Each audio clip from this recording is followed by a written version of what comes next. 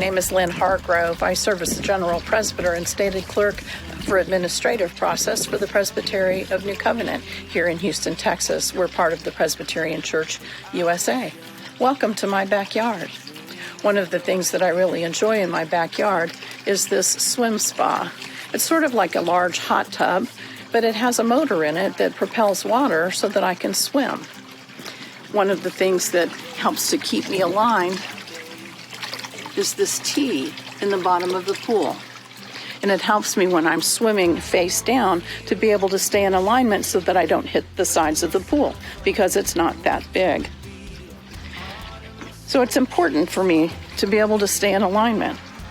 And when I'm swimming on my back, I use a branch in this tree, that one there in the kind of center that has a V on the end. And when I'm looking from my back up towards the sky, I can see that branch and it helps me to stay in alignment.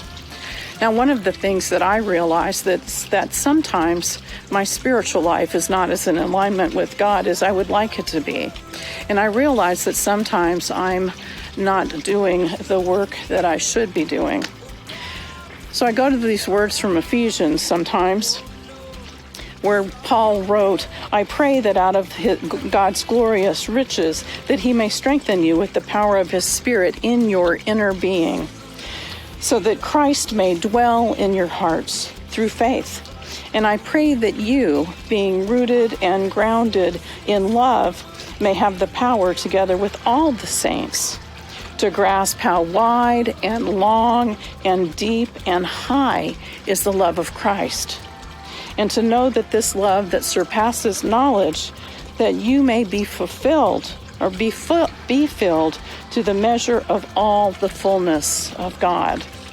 So when my life is in alignment the way that it should be, then I realize that I can bear good fruit. So my neighbor has an orange tree right there, and it's growing good fruit. It's growing good oranges.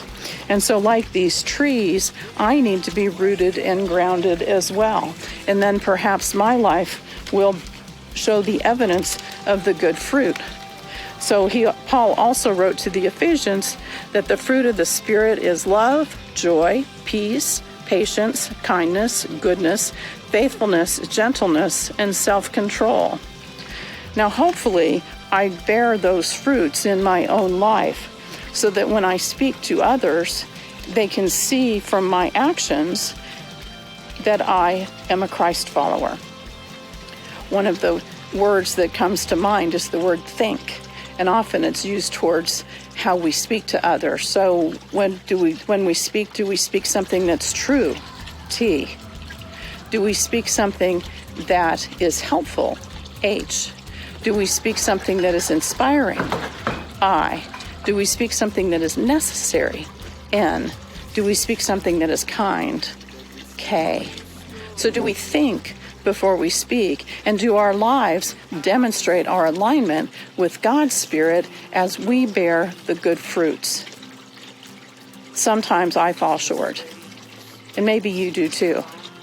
But friends, with the tools of study and prayer, we can get back in alignment with God's will for us.